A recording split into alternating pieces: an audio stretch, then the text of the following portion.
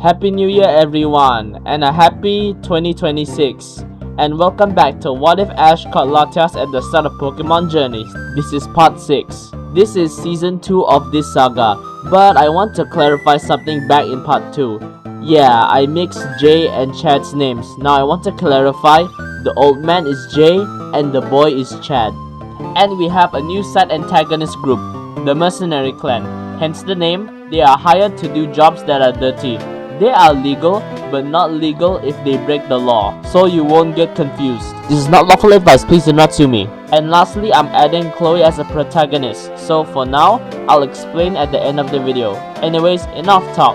Welcome to Pokemon Journeys Legendary Adventures. Episode 50 remains the same, but with Go catching both Octozolt and Dracofish, and Latias being a background character. Episode 51 is an Ash episode, so Latias is also a background character. Episode 52, 55, and 57 are Chloe-focused episodes, so Latias is also a background character. Episode 54 and 58 stays the same, but Sentinel chases down Team Rocket, and Latias is also a background character. Episode 56 is the same, but it's now a Go-focused episode, with Latias as a background character. Wow, I said Latias is a background character 5 times. The story starts all the same, with Eevee struggling to find its evolution, and the scientists trying to evolve Eevee. Back at the series laboratory, Gerald, Stella, Mimi, Chloe, and Go are in their school uniforms. Ash says they look good, Go brags, but Mimi shrugs it off. Later, everyone speaks of their dreams. Stella wants to be a pastry chef, and Gerald wants to be a teacher. Mimi just says she doesn't care. Chloe understands Mimi, since she hates talking about dreams about family ties. Soon, when they are at the school garden to leave their Pokemon, Mimi leaves Zorua and Greninja, Gerald leaves Charmy, his Charmander, and Blue, aka his Chonky Eevee, and Carrot Cake. Carrot Cake is the shiny Oddish he caught in Season 1. Stella leaves her shiny Growlithe and normal Chespin. As Go was about to leave Sobble, Sobble starts crying, making everyone cry. Soon, Go leaves Cinderace too, and it tries to calm Sobble down. Soon, Blue walks away, and Team Rocket prepares to capture all the Pokemon in the garden. Meanwhile, with Eevee, she sees Yamper walking and Eevee decides to escape and copies Yamper. They get along, only for them to run away when they see the two scientists holding a net. Ash finds the scientists chasing Eevee and Yamper. Blue finds Team Rocket digging a hole, and it just walks away without a care in the world. Later, Blue meets Yamper again and falls in love with the Eevee, but it doesn't show it. Meanwhile, the 5 do the test, and a short flashback of the 5 studying for the test. Soon, Gerald and Chloe see their Pokemon outside the school. The two are flustered and got the teacher's permission to go outside. When Chloe sees the Eevee, the duo sees the two scientists looking for Eevee with a net. Soon, Mimi and Go finish their test. Stella finished too, but she fell asleep. Soon, Go is amazed at seeing an Eevee that is not chunky, which insults Blue a bit. Soon, the 4 look at the two scientists and Mimi decides to take action. She says they are trespassing. The scientists try and justify why they are here, but when the scientists saw Eevee, Mimi throws the two scientists to the ground and she shouts, "Alarm! Alarm!" And soon students open the windows to see the scientists trespassing, but before they can react, Mimi pins them down like a wrestler, which amazes Gerald and Go. Meanwhile, Team Rocket is vacuuming the Pokemon in the garden into a machine. Soon, all the Pokemon gets vacuumed and Ash was about to help, but Latias says there's a hole, only for Ash to fall for the trap. Soon, Chloe is all alone, seeing all the Pokemon in the vacuum. Soon, Chloe has no choice but to battle. Yamper uses Spark, which urges Eevee to join the battle, but for some reason, they both use Spark and they defeat Wobbuffet and Inkay. When Team Rocket was about to escape, Pikachu uses Iron Tail to destroy the machine, freeing all the Pokemon. Soon they hear police sirens. It's Sentinel, and Team Rocket retreats. Back at the lab, everyone apologizes for their misunderstanding. As the head scientist turn to leave, Eevee runs back to Chloe and jumps into her arms. The head scientist reveals that this Eevee's energy is too unstable to evolve, and the episode ends as Chloe catches Eevee. The episode starts with Ash, Go, and Chloe investigating Suicune sightings in Johto. They decided to camp when they found nothing.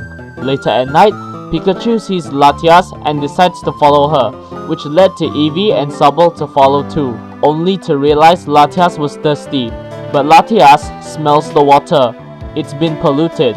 Soon they see Team Rocket via phone call with a Pokemon hunter, saying Team Rocket will pay them after they get Suicune. The mercenaries are mad they are not getting paid, and the Pokemon hunters mock them for being part of the Mercenary Clan. Soon, Pikachu, Sobble, and Eevee got spotted when Eevee sneezed. The mercenaries and Pokemon hunters see Latias next to the 3 Pokemon, and they start shooting their dart guns. Luckily, Latias uses Psychic to throw away the darts shot at her. Soon, Pikachu shoots Thunderbolt, and the 3 Pokemon hop onto Latias and fly away, only for them to get chased by quad bikes. The mercenaries and Pokemon hunters tried to shoot their blasters, only for Pikachu to deflect the Megastone lasers using Iron Tail. Soon, they escape with Eevee using Thunderbolt, which shocks the trio, but they must focus on escaping. Later, they see Pokemon thirsty because the water is polluted, and Suicune arrives, saying the humans did this.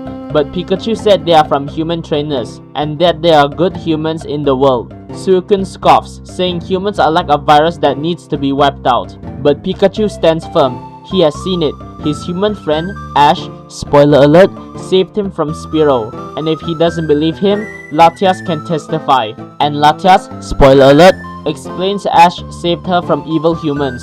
So Suicune is forced to comply, since it's coming from a legendary Pokemon.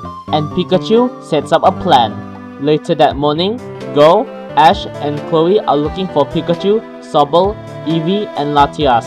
And Ash said this is the 3rd time they ran off. Back with the Pokemon, Pikachu was able to get all of the Pokemon to fight back against the Pokemon hunters and mercenaries. Soon, Suicune appears and the 2 groups ready their Pokemon, only for Latias to use Psychic and throw away the Pokeballs. Soon, Pokemon appear from their hiding spots, and the Pokemon fight the 2 villain groups.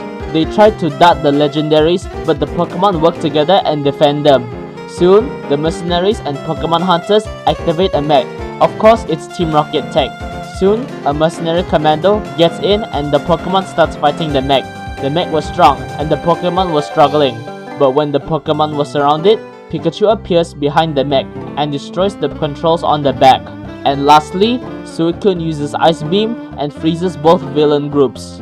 Soon, a big part of Suicune wanted to leave the 2 groups with the same disrespect they showed to them. But even the legendary Pokemon knows they can't stoop to their level. So instead, Suicune asks Pikachu to bring him to his human friends. Soon, the 2 groups are arrested, and Suicune approaches the 3. Go is shocked to see this, but shakes it off and hugs a crying Sobble, while he fights his own tears. Of course you know why Go is crying. Suicune, after seeing the 3 care for their Pokemon, Suicune decides to give the humans a chance by letting Go catch him. The Pokemon tried begging for Suicune to stay, but Suicune said they fought the humans in unison. If he is to understand humans, he must be caught. This hurts him more than it hurts them, but if the Pokemon want to grow, they must push through. And the episode ends as Suicune is caught by Go. Unlike where in canon, Grookey was part of Team Rocket before Go caught it, I am changing the episode from scratch. The episode starts with Team Rocket finally getting rid of Mopeko after spraying it with Repel a couple of times. And James felt bad, reminding him of his own parents. Their intentions were good, but they were misguided. Jesse slaps him and says to focus on the plan. Later, they fly on their hot air balloon, only for Sentinel to shoot them down on a helicopter with lasers, not bullets. And soon they read the location, and their lazy Rotom phone got straight to the point. They are in Gala. They ask to be more specific, but the Rotom phone just powers off. They open their picnic basket only to find Mopeko and it runs off. Team Rocket decides to stay here and try to call HQ to pick them up. Meanwhile with Mopeko, he meets a Grookey who, scratches him. I am not saying the G word. The 2 became friends, and later it's a montage of Grookey and Mopeko sharing food while Team Rocket tries to contact HQ, only for Sentinel to chase them down. Soon, the 2 groups meet, and Mopeko lashes out, only for Grookey to stop him. Jesse has had enough and commands Freelish to attack, but James asks Jesse to stop, defending the two Galarian Pokemon. Melf was gonna join Jesse's side since she's been the leader, but James said he will not let the same experience affect these Pokemon. Jesse decides to stand down for now, but Sentinel arrives. Team Rocket then runs away as James grabs Mopeko and Grookey. Soon, they are cornered, and Mopeko and Grookey decide to battle. Sentinel was stronger since the more a Pokemon battles, the more he adapts and learns. Jesse then understood what James meant. The Pokemon had good intentions, but are misguided. As they were about to lose, the other Team Rocket members appear and throw a smoke bomb, and they escape. Soon at the extraction site, the admin asks if they should steal these Pokemon, but Jesse and James decides to let them go, and they did. However, Grookey and Mopeko didn't go, and the episode ends as Jesse catches Grookey and James catches Mopeko.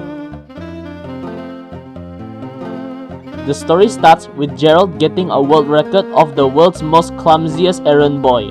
This annoys Gerald and decides to change himself. He goes to a bookstore and finds Brock's book of advice called Brock's Advice on Bettering Yourself.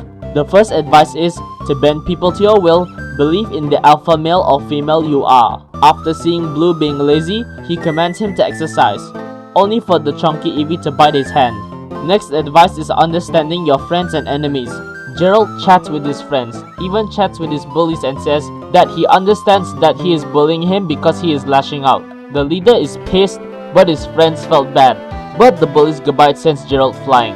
Next advice, take care of your health. He checks his weight to see that he's a bit heavy, so he ate only fruits for one day and he got a stomach cramp. Despite all these comedy scenes, Ash caught all of it. Soon, while Gerald reads the book, Ash snatches it away and throws it in the trash, infuriating Gerald. Ash then says they miss the old Gerald, the one who made them laugh, the one who kept the group together, the one who was a brother to everyone. Gerald realizes this. He was too hard on himself. Ash then cheers him up, saying he doesn't need to change, he just needs to be himself. Gerald then snaps back to reality and decides to move on. But then, Brock appears, seeing his book in the trash. Ash then asks Brock why his book has advice like that, but Brock said it's written like that on purpose, so people can learn to think with their minds and not with their eyes, which made Gerald feel stupid. And the special episode ends as Gerald is back to his normal self, which made his two sisters, Megan and Belle, happy again. That's my theory. Thank you for watching the video. Now I want to thank this guy for the rank battles gameplay. I decided to make Chloe a protagonist because she had a lot of potential wasted in the OG timeline. If you're confused, please watch my How I Would Fix Pokemon Journeys video, link in the description. If you don't agree with me, feel free to tweak it. Just give constructive criticism and maybe make a response video about it. Anyways, Happy New Year, Kong Si Fa Chai, and see you next time. Bye!